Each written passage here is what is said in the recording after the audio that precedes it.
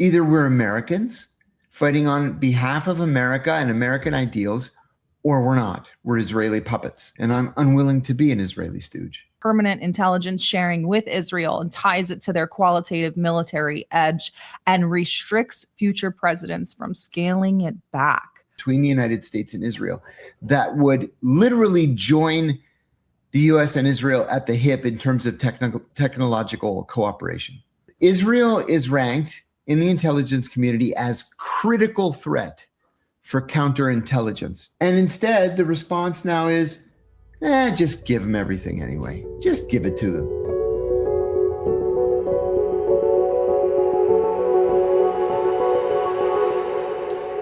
The entire US intelligence community, not just the CIA, but all 18 members of the US intelligence community, wrote 2 national intelligence estimates, both concluding unanimously that the Iranians did not have a nuclear weapons program.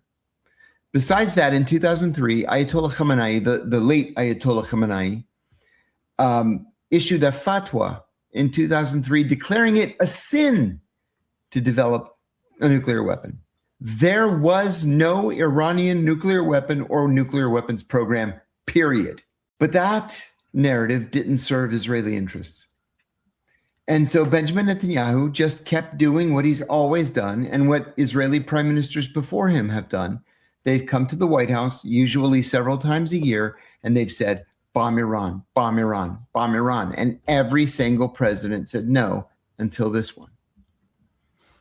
The Israelis convinced, apparently, Donald Trump that the Iranian government was a house of cards, and that as soon as the first missiles began flying, the whole thing would just collapse.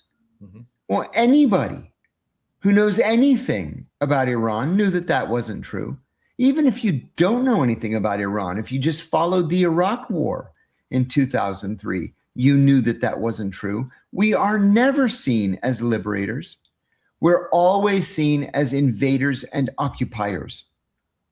The Israelis even more so. And so there was never any chance that this Iranian government was going to fall. And look at it this way too. Iran is the size of Western Europe, the entire land mass of Western Europe. It's 3.8 times the size of Iraq, and it has a forbidding topography. You can't just bomb Iran, think it's going to fall apart, and then your handpicked stooge comes in and just takes over and everybody lives happily ever after. That's a fantasy. It was never, ever going to happen. But this president thought that it would. It's deeper than just Donald Trump. I'm not blaming Donald Trump. I'm blaming the entire US government. Just in the last 48 hours, a Republican congressman from Pennsylvania and a Republican congressman from Ohio sponsored a bill in the House of Representatives to give US veterans benefits to any American who joins the IDF. That is a fucking outrage. As an American, I consider that to be treason. If you're fighting on behalf of a foreign military, you shouldn't be an American citizen. Period. We have members of Congress like this Fine of Florida who show up on the floor of the House of Representatives wearing an IDF uniform. We have members of the U.S. Senate, including the chairman of the Senate Intelligence Committee, Tom Cotton, who have Israeli flags outside their offices on Capitol Hill. What is that? Either we're Americans fighting on behalf of America and American ideals, or we're not. We're Israeli puppets and stooges, and I'm unwilling to be an Israeli stooge. Well, you mentioned it you sort of touched on it, some of the legislation that's going through our government, if you could call it that right now. I want to start with 2 pieces of that. You mentioned, I can't remember the number to that one. It's like 8222 or something for the one about the veterans benefits, which is shocking. Yeah, I think it is 8223, something. Yeah.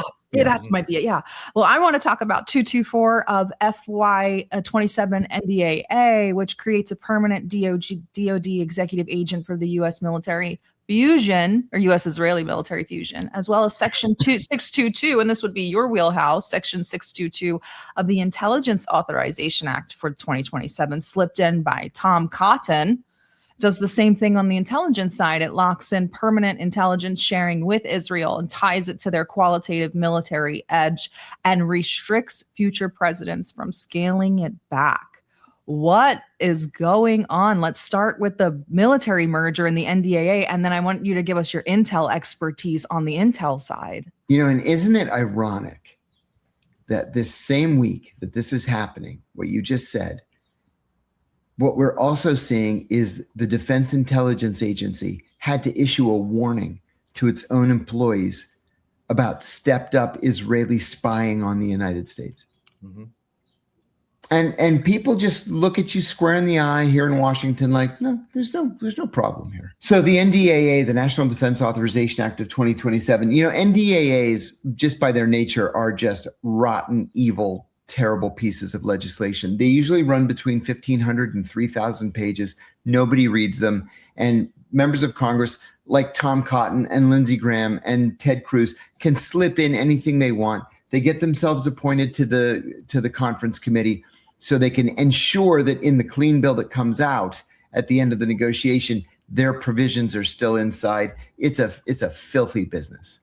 Mm-hmm. So the NDAA for 2027, as proposed, would create an unprecedented liaison relationship at the Pentagon between the United States and Israel that would literally join the U.S. and Israel at the hip in terms of technological cooperation. And let me back up with an example that I use quite frequently. When we were developing the F-35, the state-of-the-art, most sophisticated, blah, blah, blah fighter jet, which nobody likes.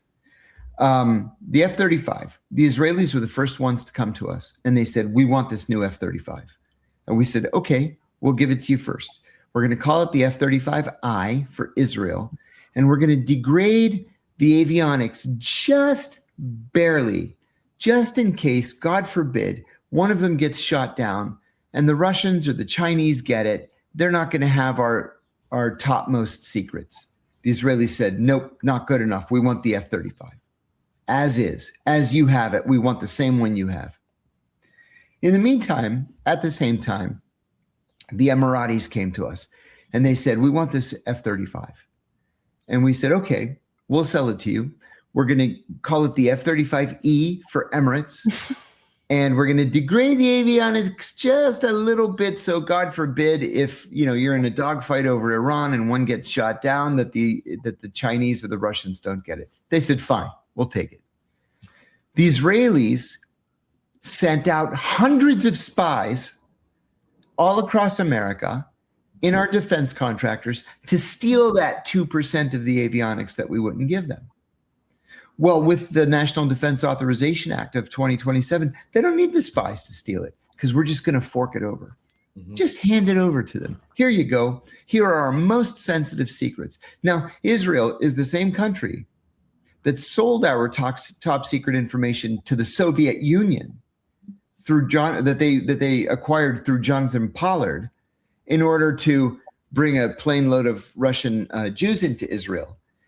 And that's okay. We just have chosen not to pay attention to that. We've chosen not to pay attention to the new DIA announcement that the Israelis have stepped up their espionage against the US government. And we're just pretending that all is perfectly fine in the land of milk and honey, and we're going to give the Israelis anything that they want. And as an American, I'm appalled by this. Appalled. It's sick. It's sick. We have to call it like it is. I think also that there is, if you look at it, the close coordination was also revealed during the genocide in Gaza. You remember that famous photo that Biden was visiting Israel and there were some special operators there. Then they tried to take down the photo fast enough to try to say that there were no Americans there, special operators, but clearly Max Blumenthal and others were reposting it. Yes. And there it was. American troops with our patches and everything, American flags. And there they were being greeted by President Biden in Israel. Mm-hmm. After we said repeatedly that we did not have a military presence there. We do. Yes, we do. Well, what about Section 22622, which ties the intelligence sides together? What do they mean by Israel's qualitative military edge and this sort of insertion of this permanent locking in between the two intelligence agencies? You've talked in previous interviews extensively about the Mossad infiltrating all sorts of agencies in the United States. Yeah. And now I think you're alluding to the fact that this makes that unnecessary. Yeah, it does. It makes it unnecessary.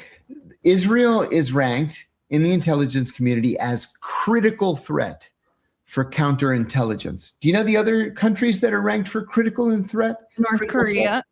Yeah, North Korea, China, Russia, Iran, and Cuba, and Israel.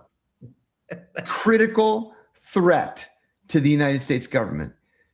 And this is specifically for spying against the US government and infiltrating the US government. Critical threat.